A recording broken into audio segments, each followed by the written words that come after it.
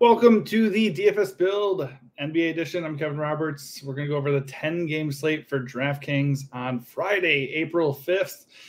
Yesterday could have been fun because I went Jokic over Luka, and he got more points, and he was lower owned, but my value was terrible. So it didn't work out. Small slate, and if the value busts, you're in trouble. And obviously, you could have played Luka and gotten away with it because of that to some degree, but whatever. We're on to the next one, and there's a lot to discuss here. I'm going to try to keep it tight just because it's a 10-game slate and we can be picky. I don't want to play guys that are mispriced. I don't want to play guys on slow teams. I don't want to play guys in really, really likely blowouts.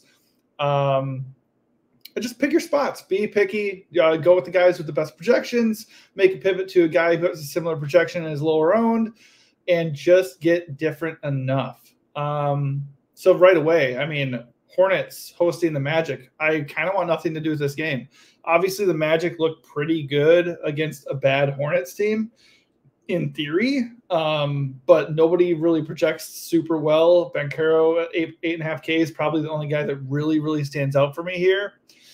We just take a look at who's out. Yeah, everybody's in. Everybody's healthy. Wendell Carter Jr. at 5.3, good value, but the minutes are kind of like up and down.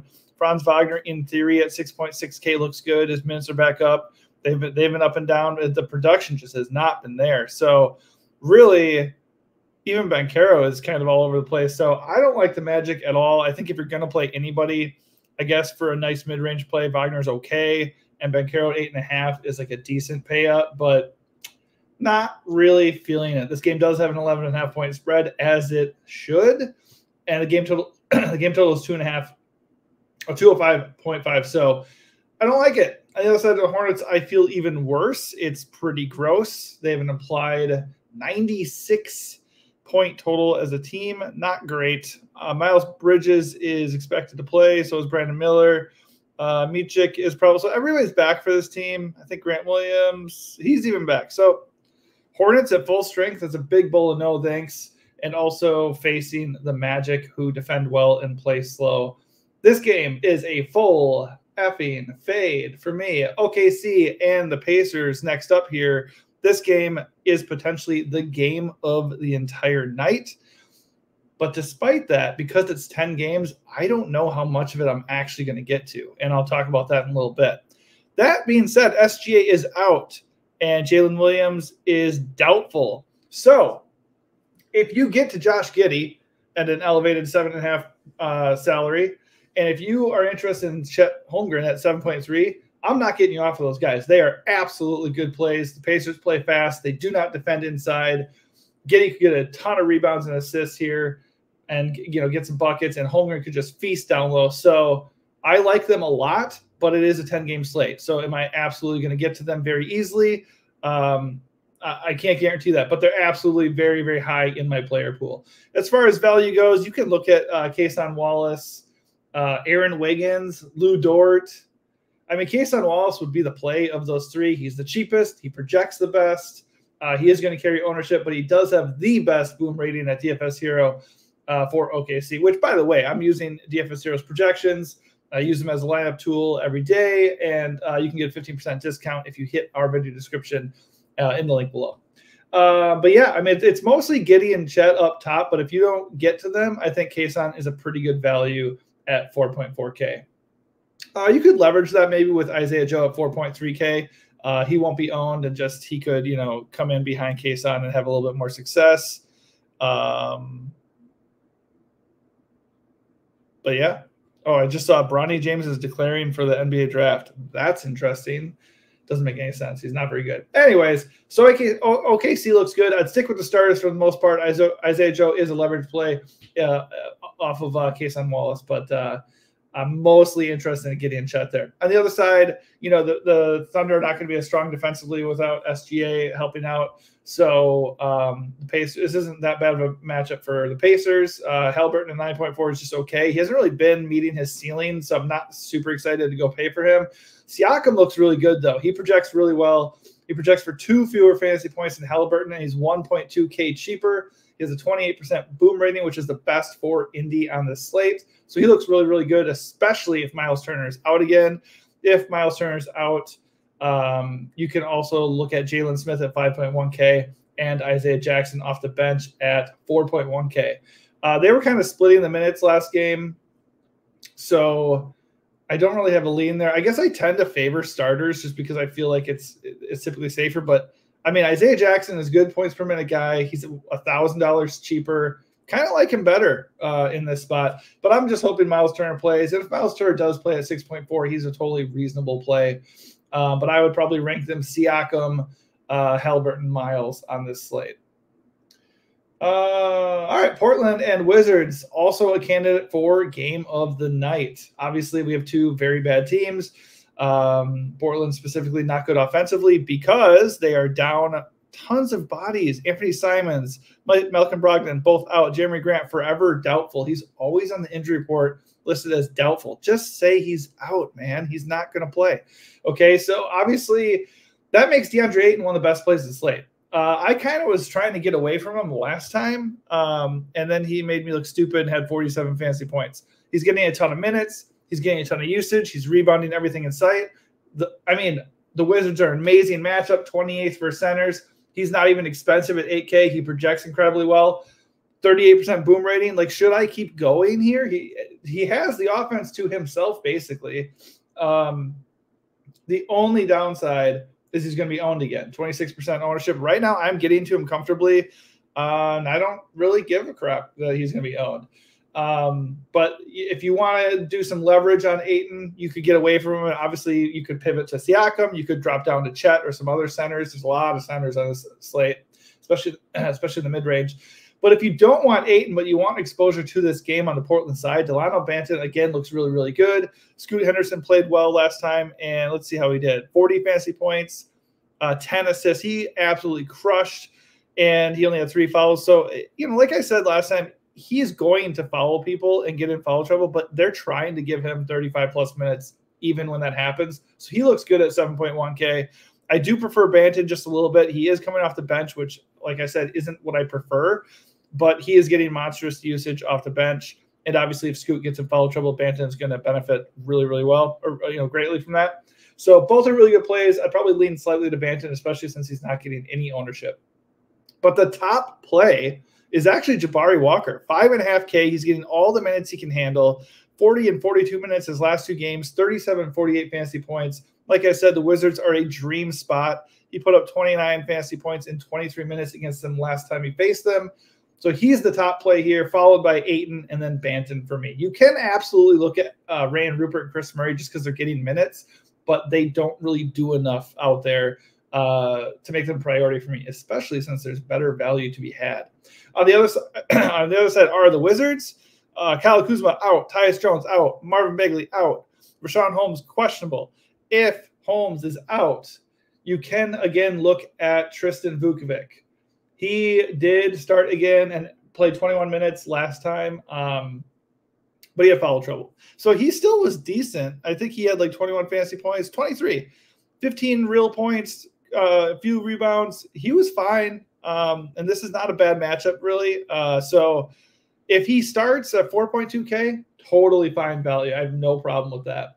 If Rashawn Holmes is in, they're just going to split the minutes. I would favor Rashawn Holmes in that case, but neither would really stand out to me. Corey Kispert at 5.9, totally fine. Denny Avdia, if he's in at 7.7, is viable, but at that price point, not a must for me.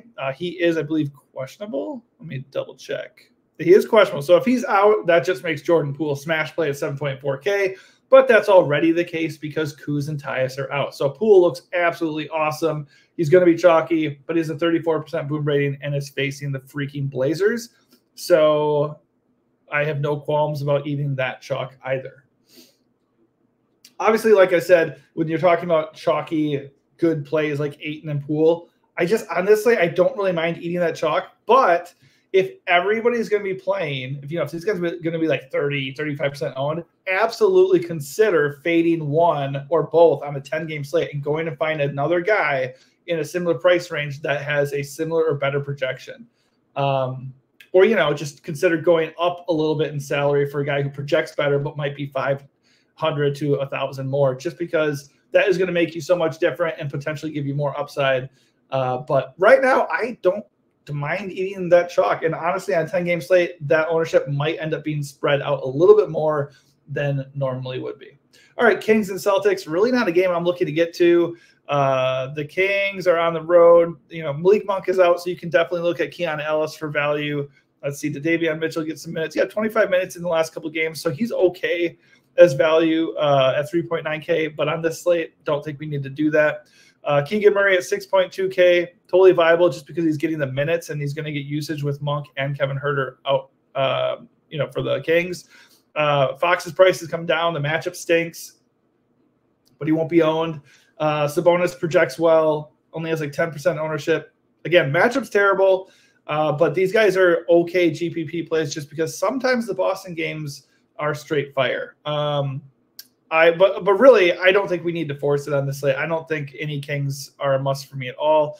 Jaylen Brown and Derek White are both questionable. Obviously, if those guys are out, you can look at Peyton Pritchard as a pretty good value at 4.6. Drew Holiday would be a little bit more viable at 6.4, but I'd definitely lean towards Pritchard. And obviously, Tatum and Porzingis up top would look really, really good. It's not a bad matchup for them at all. They're not expensive enough if those other Celtics are out. If those other Celtics are in, I want nothing to do with them and probably going to fade that game entirely. Knicks and Bulls. Man, Miles McBride did me dirty. Really liked him yesterday, and for good reason. The guy plays so many minutes. He played 43 minutes again last night. I mean, I'm not wrong about the minutes, man. That he is out there the entire game. He just didn't get it done. 22 fantasy points. For his price yesterday at 5.9K, it's not like a death sentence. That he wasn't who hurt me the most yesterday. I had like 3 or 4 other value plays that just were rock bottom. But once again, he's only 6.1K. He's going to get 40-plus minutes, absolutely in play for me. The projection is not amazing, but the minutes are. So OG is still out. Josh Hart is no longer on the injury report. So with Hart there, I think, it lowers his upside a little bit. But the price and minutes are still really good, in my opinion. So I think McBride is the top play. And then obviously Brunson is still too cheap for the ceiling he provides. He has a good projection. It's not like the most amazing matchup, but it's Jalen Brunson. So he's totally, totally viable. You can look at Josh Hart and Dante DiVincenzo just because they're not crazy expensive and they get crazy, really nice minutes. So I think all the Knicks are definitely in play. I think McBride is the one I would kind of lean towards getting the most exposure to if I felt it was necessary. Don't really think it is on this slate. On the other side are the Bulls, who appear to be at full strength. Yep, they are. The only guy who's in doubt is Torrey Craig. He's actually probable, so never mind. When they are at full strength, I really don't have that much interest in them, especially on a slate this big. Just nobody stands out. I mean, nobody's even pushing for 40 fantasy points on this slate. I guess they're not going to be owned, but the matchup isn't great. The environment isn't great. So I think I'm just fully out on the Bulls here. Heat and Houston, probably another game I'm just going to cross off just because Miami plays slower and they defend well, and this game is a 215 total. Does have a 2.5-point spread, so it could stay close, could be interesting. But just nobody stands out here for Miami. No, I just don't like anybody really. I mean, Jimmy Butler at 8.3 feels like a decent price. I mean, Bam could feast on the Rockets bigs with Şengün out, but I just don't think I can make any of them a priority. I think if you get to Jimmy or Bam, it's fine. Rozier at 7, that's okay too, but I don't think any of them look like, awesome plays for me. And Tyler Hero might even be back. So it's like doubly not really into Miami. On the Houston side, obviously playing against the Miami Heat is not very fun. Amen Thompson is questionable after rolling his ankle, so he obviously could be out and open up a little bit more usage. Boy, Cam Whitmore had the first half from hell last night. He ended up being okay. 17 real points, 23 fantasy points. If Amen Thompson's out, he looks like a really good value at 4.5K. He is a solid value anyways, but with the other value on this slate, I would probably only rush to him if Thompson was out. Jalen Green's usage, his ceiling is there, but Miami is not a good matchup, and his price is stuck at 8.8K. And Fred VanVleet is just fine. Jabari Smith is just fine. Just nobody stands out. They're just fine. Pistons and Memphis. This is potentially where a lot of our ownership is flocking to. It feels great. really feels great. Love playing Pistons and Grizzlies. I will say it is a 10-game slate. So if you don't like it, and if you're just like, no thanks, go do something else, because absolutely on 10-game slate, you can get away with fading all kinds of chalk. I mean, Luka can go get 90, and you can get away with fading Luka if everybody pays for Luka by getting shitty value. If we go and say, oh, man, you got to play the Grizzlies, and the Grizzlies just absolutely tank, what's that 90 with Luka going to do when all these scrubs get you like 10 to 15 fantasy points or something stupid? So I don't think that's what I'm going to be doing, but I do think there is an argument for that strategy. Starting on the Pistons side, let's see. I wonder what Cade Cunningham's status is going to be. Okay, they say he's out, but remember last slate, I loved Cade, and they said he was in, and then all of a sudden he was out. Like, what was that all about? Super strange. But he's out, and Fontecchio's out. So if that actually is true, Jaden Ivey at 6.4K looks good. Jalen Duren at 7K looks good. Marcus Sasser, good value at 5.1. I am not taking the Malachi Flynn bait at 4.5K. He's actually carrying ownership, so I'm going to let other people mess with that. That dude is not dropping a 50 burger again. That was insane. So, yeah, it's mostly Duren, Ivy, and Sasser for me for the Pistons. I'm not even saying they're priority plays, but they do look good. Malachi Flynn is viable, but I'm not going to do that. If he's going to be remotely owned, I will let everybody else go and sync with Malachi Flynn. On the other side, the team of the night, Grizzlies, might only have 9 guys. How many do they have here? 1, 2, 3, 4, 5, 6, 7, 8. If they're stuck at 8, they feel like a must to me on this slate. Number 1, they're down so many key bodies. Let's look over on the Memphis side here. Jaren Jackson, Desmond Bane, Vince Williams, Santi Aldama, Marcus Smart, John Conchar, Brandon Clark, just everybody. Everybody who matters, everybody who's good is out. And Luke Kennard is doubtful. So if Kennard doesn't play, they're going to have 8 dudes, which to me means we probably should play at least 3 or 4 Grizz, because just minutes and usage and just general production plus a smash spot against the Pistons. Whoever's out there for 30, 35 minutes, they're going to produce. So the other thing is none of them are expensive. All these guys help you get who you want to get on this slate. G.G. Jackson comes in with a 38-point fantasy projection at 6K. Smash play, 45% boom rating. Lamar Stevens at 3.9K, 54% boom rating. Trey Jemison at 3.2K, 57% boom rating. Only one of these dudes has a boom rating south of 22%. And only 2 of them have a boom rating south of 30%.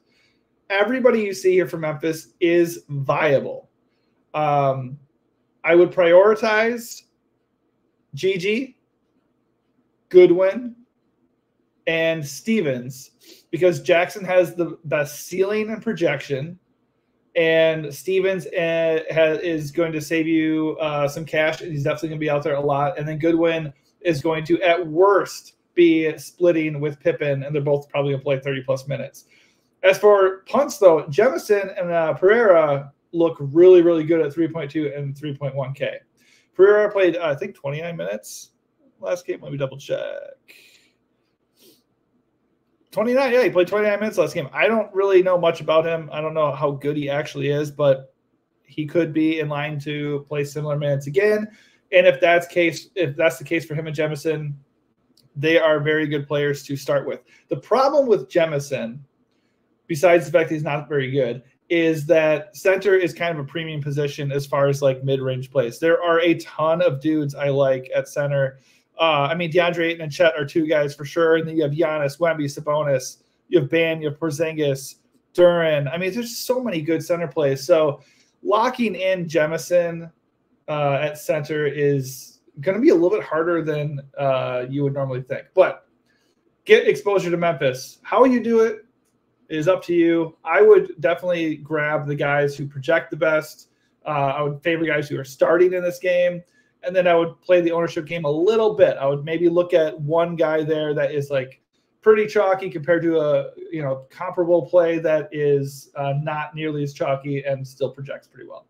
All right, Raptors and Bucks. What are they doing here? This game is a 15-point spread. Do they not know that Giannis is questionable, that Dame has been missing time and is also questionable. Yeah, both these dudes are questionable, and the Bucks are 15-point favorites. Do they also not know that the Bucks have lost to the Grizzlies and Wizards in the last 2 games? I don't get it. And Quickly and Barrett are there, so I don't know about the spread at all. I would imagine this game is actually a lot closer than that suggests. And based off the way Milwaukee's going to play, maybe Toronto even wins. If it does stay close, it does have a 228.5 total. Obviously, if Giannis is in, he could feast here. So you do have to consider paying up for Giannis on this slate. And thanks to all the value we have, you absolutely can. You can absolutely pair him and Luka if you want to. On the Raptor side, though, Quickly and Barrett, are they kind of still limited? Yeah, they're like right around 30 minutes. I think at their price points, I'm not going to do that. Kelly Olynyk at 6.9K, I think is okay, but I just don't think I want to prioritize the Raptors at all. The Bucks on the other side, if Giannis is out and Dame is in, Dame looks good. If Dame is out and Giannis is in, Giannis looks awesome at 12K.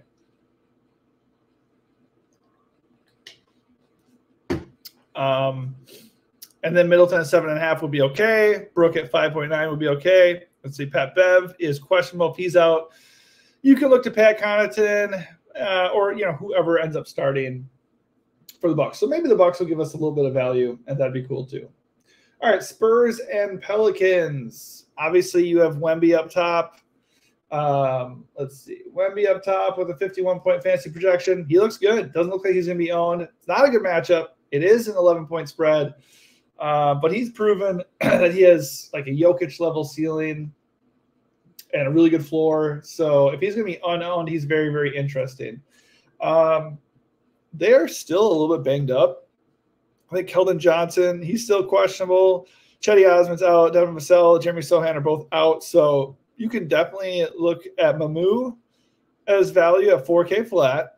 And you can still look at Malachi Branham and, their other wing guys. Basically, whoever starts is going to be viable for the Spurs just because they're shorthanded. On the Pel side, Zion, I think, is questionable. Zion is questionable with a finger issue, and Brandon Ingram remains out. Jose Alvarado is also out, so that probably makes TJ McCollum a pretty damn good play at 8.1K. And, yep, he comes in with a 45-point fantasy projection. Zion one tick above him at 46. Obviously, the Spurs are a great matchup. McCollum would be a really, really good play if Zion is out. He's a good play regardless, and Zion himself is a pretty darn good play. Even though he's now 8.8K. Not really looking at anybody else, but it is a great matchup, and there's blowout risks, so you can absolutely look to some Pels value punts if you want to. All right, last game of the night. Could easily be the best game of the night. Let's see here. Hold on a second. All right. The Warriors and Mavs in Dallas. The Mavs are 5-point favorites. This game is a nice 225.5 total. Let's see what's going on with the Warriors. Everybody's at full strength. Dallas did play last night, but they look to be at full strength as well. As usual with the Warriors, when they're at full strength, I'm not really that interested. Curry at 8.7 is always a fine GPP dart, but the minutes aren't very heavy. The ceiling just hasn't been there, so I'm not super interested. I think the guy I would mostly be interested in would be maybe Draymond at 6.4K. Andrew Wiggins, I guess he's actually questionable. Weird. But yeah, not super interested in the Warriors. I think Curry would be a GPP flyer, but that'd be about it. For the Mavs, it's usually Luka or bust for me. I think you can definitely look at Gafford or PJ Washington just because Gafford's been super efficient when he's out there. And PJ Washington's had really good minutes with the Mavs. I mean, 36 and 36 in his last 2 games. He's been scoring well. He's been producing, actually. So I think at 5'7", you could do worse for like a lower tier mid-range guy than PJ. But really, it's all about Luka. I mean, his price has come up to 12.8K. He does have the best projection of the entire slate. So it's just going to be, do we feel good about the teams we have with Luka? And right now, I think yes. Right now, I can't imagine that's actually where his ownership sticks at 18% because there's just so much value. I mean, there's a lot of good plays, and it's a really big slate, but he has like 90-point fantasy upside. I don't see a reason to fade him when I have that much good value to look at. All right, that's going to do it for me for the game-by-game breakdown. I right now am prioritizing Luka up top, and then I'm trying to get a couple of those really good mid-range plays. For now, I'm okay with that being chalky with DeAndre Ayton and Jordan Poole. I also, I'm looking for, just some of these value plays that stand out, like Goodwin, Jabari Walker, Lamar Stevens, and maybe even that Pereira for Memphis. We'll see how it all shakes out. Obviously, more value is going to present itself on a slate this large. And just trust the projections. Whatever tool you use, look at the projections, look at the minutes, look at the ceiling, and then look at ownership. If all these Memphis guys are going to be super, super owned, and then, you're looking at Goodwin, but then the two Celtics guys are out and Peyton Pritchard is like weirdly less owned and projects a little bit better, maybe go play Peyton Pritchard. He would look like a better play at that point. So those are the kind of things you want to consider before finalizing your lineups. Hopefully this helped you a little bit. If it did, please give this video a like. Helps me out a lot. And also please subscribe to the channel if you have not already. Thanks for tuning in and good luck tonight. Let's get one.